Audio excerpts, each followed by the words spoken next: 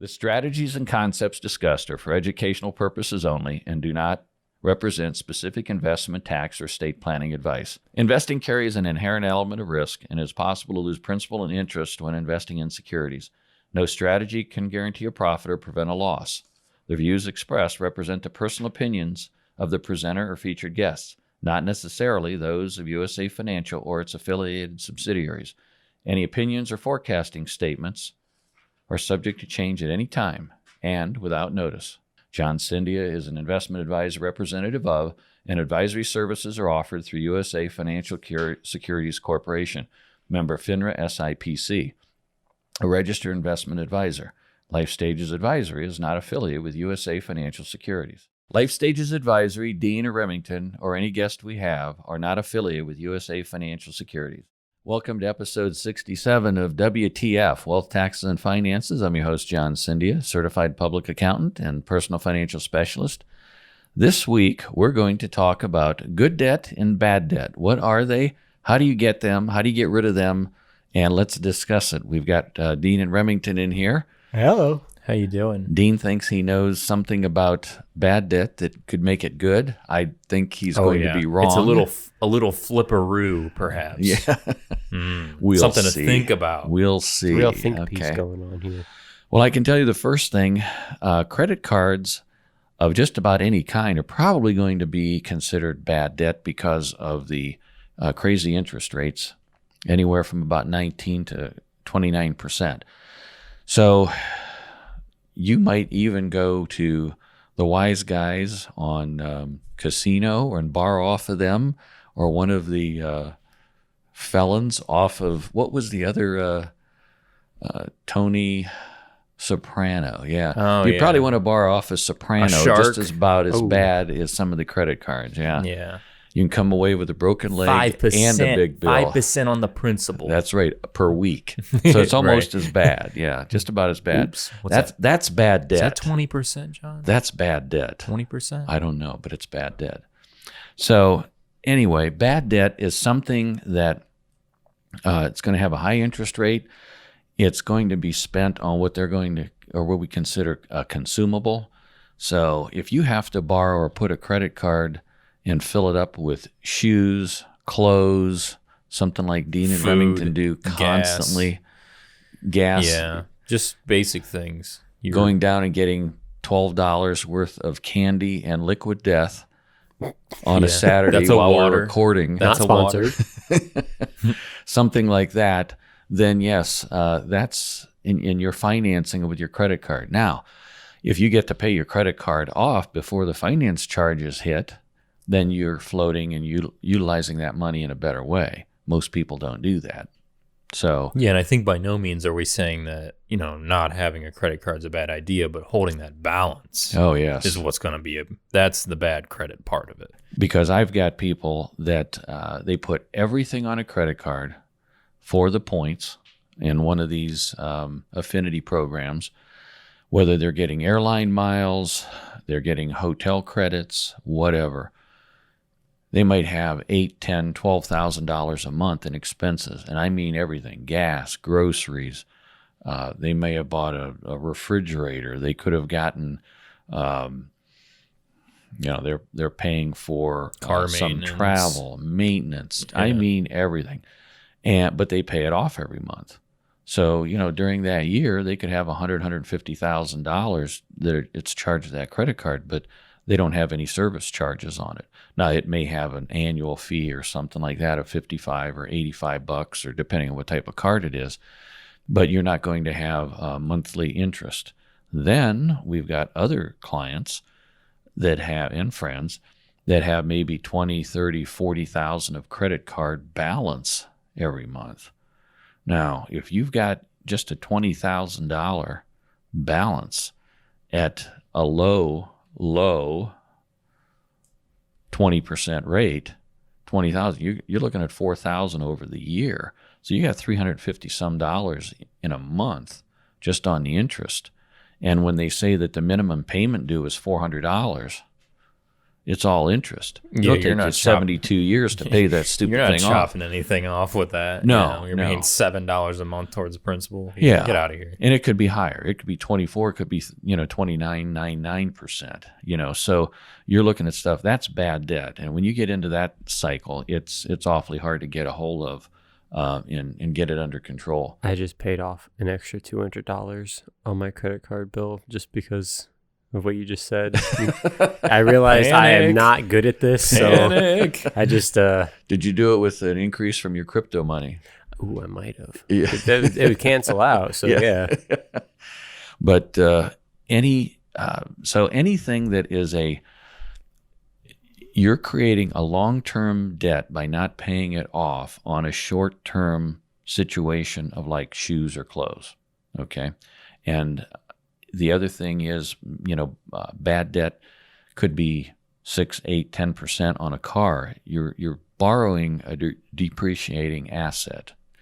And you might have now loans where they used to be 3 and 4 years are 60 months, 72 months, and I've seen some as long as 84 months. That's 7 years, right? Some of these cars won't hold together in 7 years, okay? You're going to have up to 100,000 miles. They might still have some factory warranty on them, depending on what you're going to get. But if you're looking at a 4 or 5% interest rate, and so you've got several $1,000s of interest being paid, and you bought a $35,000 car at the end of that 7 years, chances are it's probably not going to be worth $10,000. Right. And so you've not only have a depreciated asset, but you've been spending additional money on that. There are still, ways to go ahead and borrow that with 0% interest rate and some of those things. I think that would be a good way to look at it. You have no debt, so instead of depleting your cash savings for $35,000, which I don't usually advocate that, because you want that money compounding for you, that using other people's money, if you use it properly, and OPM, other people's money. And if you'd go back to some of the previous episodes when we were talking about cash value life insurance, you could borrow from yourself and be your own bank. So that's something else to look at there too. I think one of the big things about staying and not using those credit cards for trivial things like your shoes, your clothes, your food, your gas, your daily things is building up a nice savings nest egg, and also having a good what do I want to call it? Not savings plan necessarily, but you're budgeting. You're budgeting your money right. So those things kind of all add in together with the good credit and bad credit kind of deal too. Sure. When you're looking at, give a couple examples of good credit, you're borrowing money to go to school. Okay. So hopefully the education you're getting, hopefully you don't have a history degree from a college that's a $500,000 history degree. Right. And you're going to do something that way. That's probably not a good use of your money. Okay. Going to a decent school with something that, you've got an engineering degree or teaching degree or something that you're going to have. But still, you've got to stay within the confines of what that's going to be. And looking at that money, most of the loans are what, 5, 6, 7% that you're looking at. Yeah. On the government right now, I stuff think that it's you're been a looking little at. bit lower as of recent, but Yeah. it's going to go up. So, I mean, just time will tell. But, I know people who've gotten degrees, they go to private schools, they get $100,000, $150,000 in student loan debt. They don't even use what they went to school for. Yeah. Sometimes they'll stick very basic and they'll stay in the confines of what they're comfortable with, but sometimes they'll branch out and they'll end up making a lot of money doing something else. So, I mean, you have to weigh, if you're willing. Could you go to community college and get that same degree, spend a fraction of that price? I mean, that's proven true. I mean, there's a lot of people who go to school for like what I went to school for, and they'll spend $200,000 for the same schooling I spend a quarter for that. You know, Mhm. Degree's It's a not- degree at the end of the day. Yeah. So I mean, at the end of the day, it just depends on what you're gonna be passionate about in the future. So Mhm. you know, I don't know. I mean, schooling's kind of a big deal. If you're gonna Well- spend all that money and not use it, you know, it's Yeah, I think a lot of the people that go to school, and it has been for years, is when they're starting to look at Yale and Harvard and all that stuff. Obviously, you're going to get certain families that have been going there for years, or certain things like that. But when you're looking at the tuition, or you're looking at other private schools, you got several private schools in Ohio that you're looking at $50,000, $50,000 a semester on some of these schools. And what type of degree are you going to get? And like you say, are you going to have to get a master's degree in addition to that? So, you're not even looking at medical type physicians situations. It's 8 years or anything. You're still looking at a 4, maybe a 5-year degree with engineering, and maybe another year or so in masters and stuff. You're still getting $200,000 in there. Yeah, I got a buddy who he's going to he's went to various schools, but for an engineering degree. Mhm. He hasn't even hit the job market yet, and he's going to get his master's. So it's like Yeah. he's not even making any money yet. Yeah, You know, and he's already going to be way big out in yeah. student loan debt just from trying to chase that master's degree. So I mean, does the risk play the reward? More than likely, yes. Especially if you're very intelligent, Well, you'll end up making that money. but- Probably, but how long is it going to take to Pay pay that that back. back in the meantime? right? If you have to sit there and 10, 15, 20 years, I'm looking at some of these paybacks on these schools are looking at 20-year terms on these things, and I'm like, my God. You Yeah, know, and it's like you can really go anywhere nowadays. You can do your schooling from online. It makes things a lot cheaper in the long run. Especially if you get into, something like you mentioned before, is teaching. Is a lot of teachers, newsflash, usually don't make a whole lot of money starting out. But when you get tenured and you're in for a long time, you end up making a good chunk of money, especially yeah. if you're into higher education or anything like that. But usually starting out, you don't really make a whole lot of money. No, and the majority of them have And that's master's how, degrees. and that's yeah. honestly, that's how any job is. Your entry level is not going to make No. 6 figures. So get over yourself. No. Yeah, there's very few professions that will allow you to start out into a 6-figure situation. And I guess the ironic thing that I see is you have more of a possibility of earning more money faster in the trades because of the shortfall of the trades. You're going back into the, carpentry. Oh, no and, kidding. I mean, electrical and my cousin, he just finished it was a 1-year welder's. It was a college course, like certification course, and he's certified to do all different types of welds.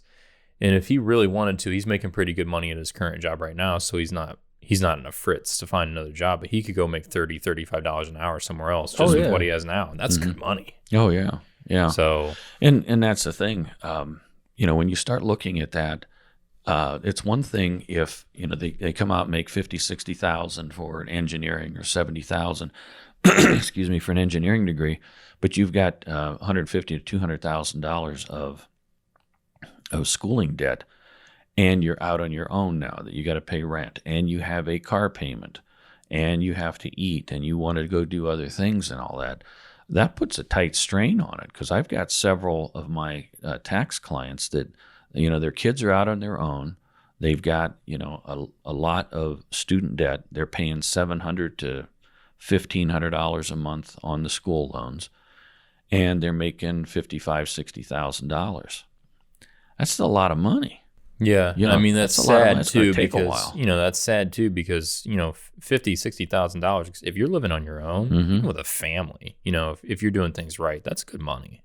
That's livable money. So it's just kind of sad that someone that goes and gets all that schooling and everything, and they're relying on I got to make more sometime. They can't be stuck making that amount. They need to really, if you're paying that amount of money in school loans and you want to live comfortable, you need to start making six figures. Oh yeah, You're paying Yeah. you're paying a double mortgage payment, right. on your student loans. Oh So yeah. By the time they get their rent and everything else, and then they got their utilities on top of it, they're broke. There's 3 bills going out. Yeah. And they're still eating ramen noodles as like They thought were in they'd be school. done. Yeah. I thought I'd be done, John. Come on. I thought my sodium intake would go down after college, but no, No, it's staying no. right where it's at.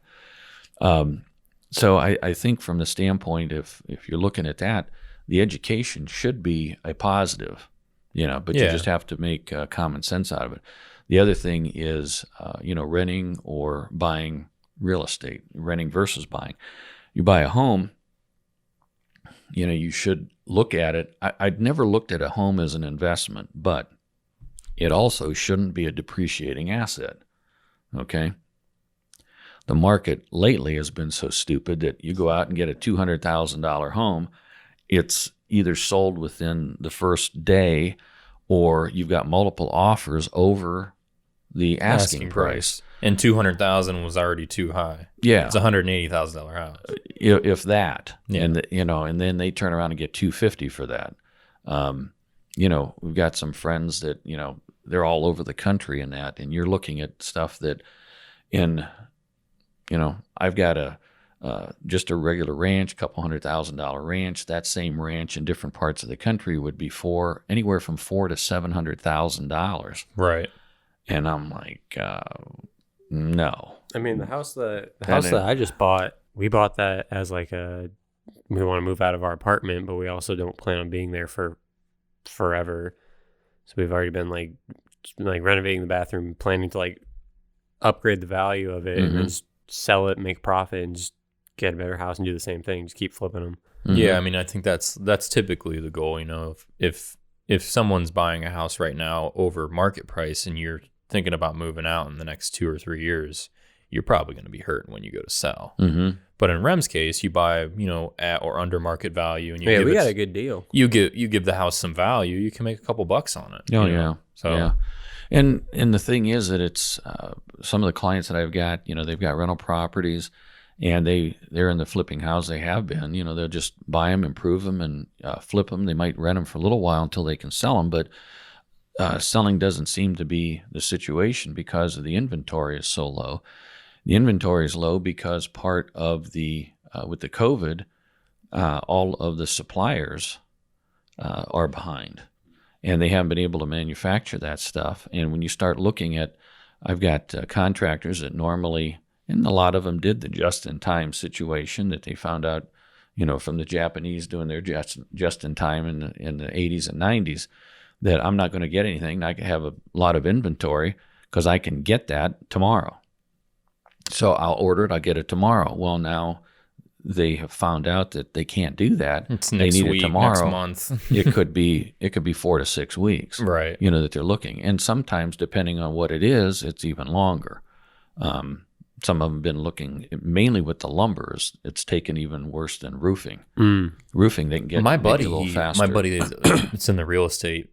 He showed me this graph the other day, and it was how many homes were built. And he has his lender that he works through, his financial lender, thinks this is the big reason of why the inventory is the way that it is. Mm-hmm. So from 1960 or 1950 to 2000, every single decade there was over 20 million homes built, 20 million new homes built. That's a big number, Yeah. which I think lot is of houses. crazy, Mm-hmm. but it makes sense. Mm-hmm. So, normally during that time, there'd be an X amount of inventory available. I don't know what the exact number is, but enough to keep the market at where it should be. Mm-hmm. In the past, from 2010 to 2020, there was 4.7 million homes built. Mm-hmm. So there was a big drop. So we were going from 20 to 20.5 million to 21, 22 to 24. And then we went from 24 million homes built from 2000 to 2010 to 4.5 million. Mm-hmm. So that's a big steep drop. Nobody wants to sell because there's no houses to move into. Mm-hmm. Well, a lot of people do like to move into a newer neighborhood or a new house or a new community or whatever it is, and those just don't exist. So why am I going to move if I got nowhere to go? Well, and I think the other thing is that, you've got a lot of these, during the baby boomers, they were getting these McMansions. And now, either nobody wants to buy the McMansions that they were talking about. What's so funny about that? I just think it's funny. Oh, I was just picture an extra large McDonald's. yeah. Yeah. What are we talking you about get McDonald's so much? I don't know. Not sponsored. You're looking at 10,000 square foot homes with a family that has one kid or something, and it's like, well, I can afford that because I was making a lot of money and I just wanted this big house, and you got all these things going on.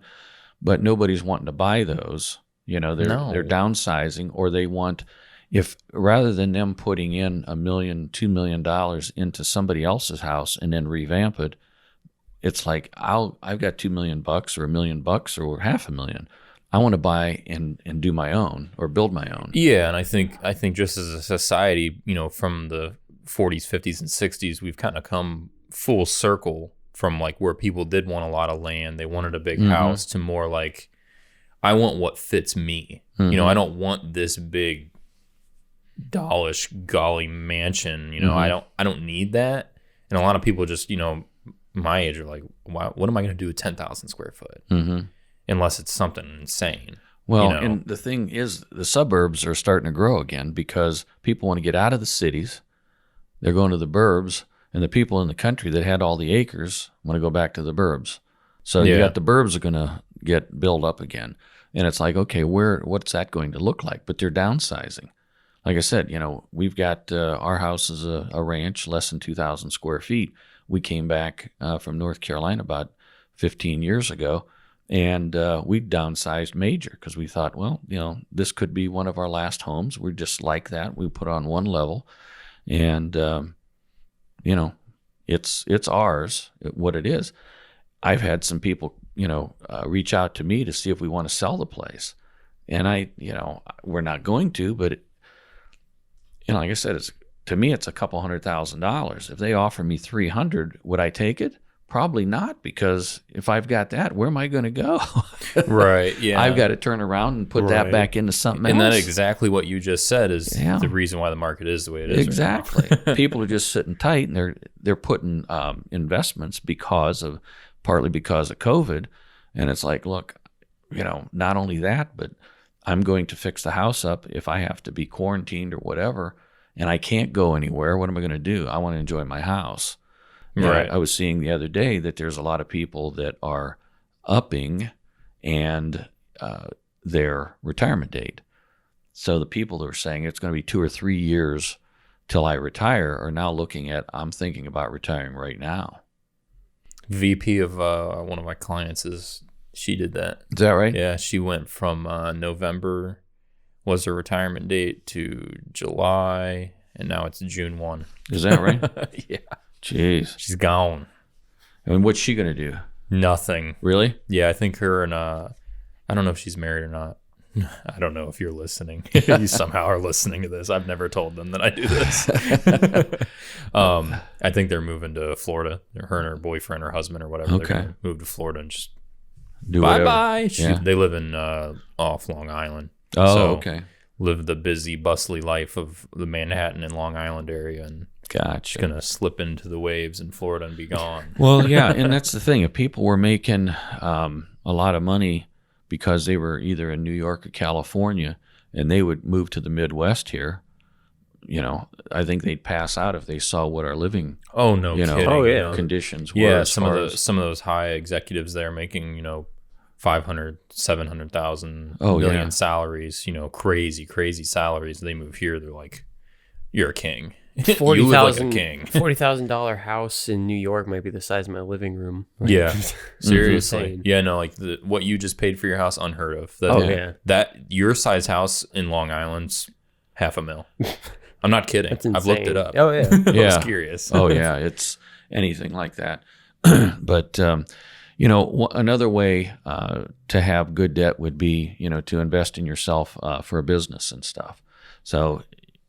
When I had the practices started, the 2 tax practices, I bought 2 about, 12, 14 years ago. And we were able to get those financed, paid them out over a normal 5 to 7 year period, got those done, and, have always been looking at either acquiring another practice or whatever.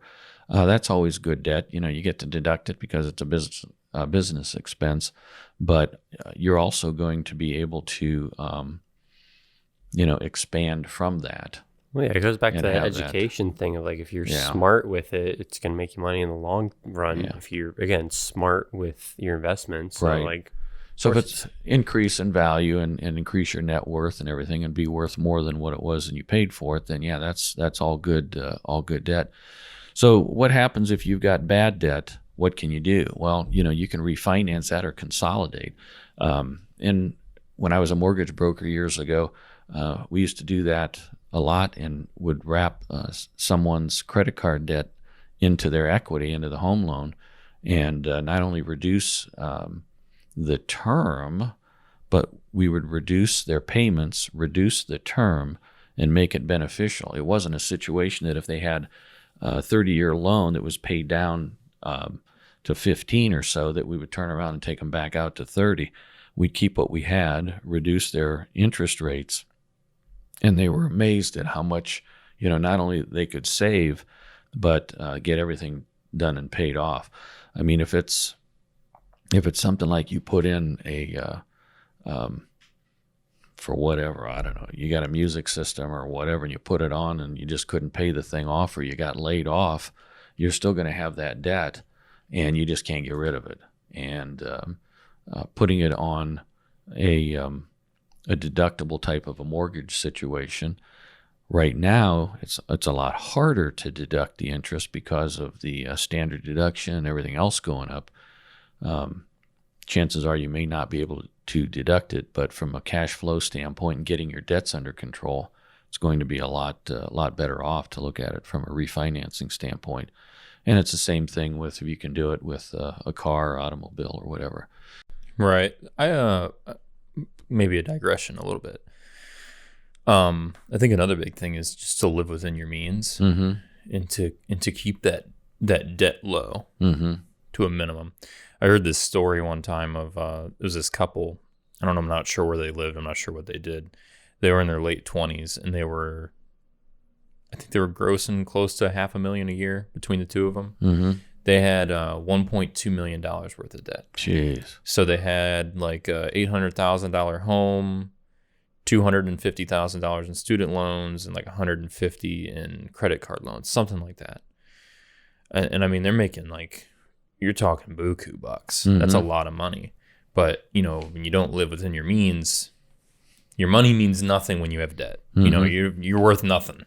You're worth negative. Yeah. So trying to stay within those means and not, I'm bringing home $15,000 a month, or I'm bringing $20,000 a month home, but I'm putting $40K on a credit card each month. You can't do that. You need to really tone it down. You don't need that Lambo. You don't need that Ferrari. So, I mean, I think a lot of people, just that I'm close with, think that debt just remains to people who don't make a lot of money. That is not the case. No, there's It people just that gets could be amplified when you make a lot of money. people could be making 60 and 70,000 and have more cash flow than somebody like that couple would. Right. It looks impressive from a value standpoint visually. Yeah, we got But- Lambos. We're wearing Louis. We got all the nicest stuff. My husband wears a $100,000 watch. Whatever. Oh yeah. Yeah, right. And- Nice watch. oh yeah, it was $100. It's the Timex water. It's A the Nixon? Happy Meal SpongeBob watch. that I got. Yay. Glows in the dark. But yeah, I think it's all relative from that standpoint. When people have their lifestyles and you start to look at everything and what they have, if any hiccup comes along that there's an imbalance in their cash flow coming in or whatever, they lose everything. Yeah, I mean, at that point, when you're talking about people that make that much money, you're getting into like the executives of companies, Fortune 500 companies. You're talking about super, super intelligent people when it comes to IT or a surgeon or, a very, very good practice of whatever you're doing. Maybe you even own your own business or something like that. It still doesn't matter. You're right. Something could happen. You could get hurt. Anything could happen, and then it's just 100% amplified. Oh, Like, yeah. it might be a little bit different if someone with a $50,000 income has $15,000 worth of debt, versus someone with way more and they got $200,000 worth of debt. Sure. So, Yeah, it's like I say, it's all relative to what they have there. But so hopefully that this good debt versus bad debt was interesting topic, and how to try and help you manage your way out of some bad debt and look at it from a good debt standpoint. And you did mention how we were going to talk about good debt. You were talking about classic cars, huh? I'm not going to let you off now. So, you're not going to let me off. John wouldn't let me bring this up without telling him what it was first, which is annoying. He doesn't like no surprises. Doesn't here. like being put on the spot, even though he puts me on the spot. How many game shows have we done now? I don't like 30. Yeah, we've done a lot of those game shows. But no, I was saying, I was reading through his papers that he's got there. Papers. iPads. And I noticed that it just said automobiles or cars, vehicles, whatever, was a bad debt. Mm-hmm. I disagree to a certain extent, because I would say in most cases, if you don't have a whole lot of good credit and you're getting a daily driver, that's probably bad debt, because that car is going to depreciate. My Honda Accord, no one cares. Yeah. No one cares. But I've had this conversation with my dad because he just recently bought a very, very popular classic car, 1957 Chevy. Oh, okay. And it's pretty easy to see that they're not going to make any more of those. Yeah. Only fewer and fewer of them are going to be available as people jack them up, wreck them, blow them up, whatever, get left in a field to a family who doesn't care, whatever. So I'm saying maybe a loan on one of those, low interest. Yeah.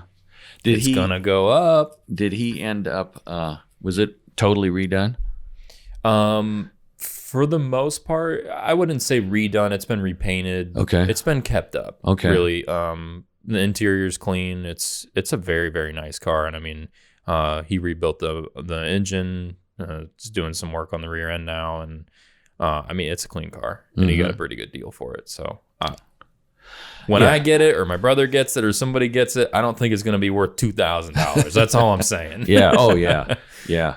And I've got a client that he inherited some money. It was probably 15, 18, probably close to 20 years ago now.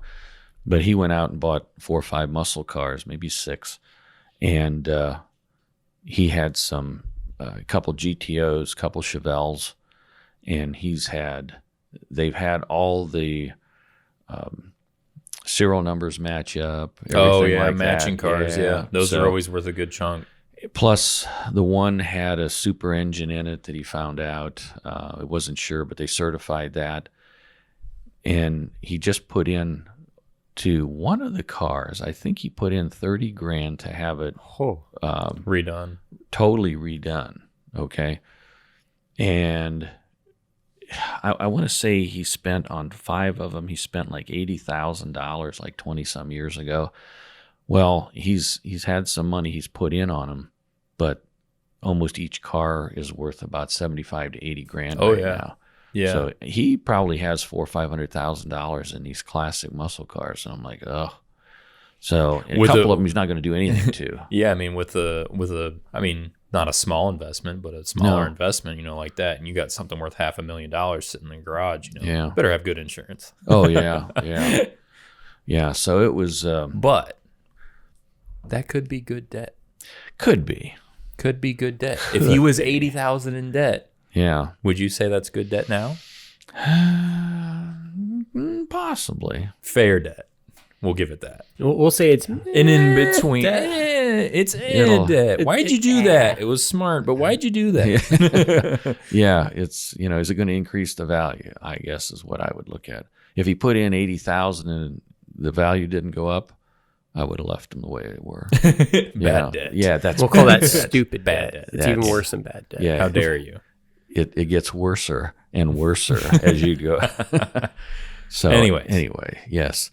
Well, thanks for tuning in again. I hope this was helpful. And you can reach us at jcindy@lifestagesadvisory.com. Like us, love us, hit the Oh, you got this. You got it. Come on, Button. John. Okay, which which button? button? I There's don't two know. of them. This one and that one. I don't know. Subscribe and the like Subs- button. Yes. And then if they're Subscribe feeling and extra like. saucy, they can share the video. Share it. With- Yes. Send it to your mom. She misses you. With Yeah. your YouTube. Mom, look at this. What I've been watching. Send it to Dean's mom. Yeah, Or sure. Remington's mom. I Send was it to gonna his make a dad. joke. Anyway, we thanks a lot again, and we'll see you soon.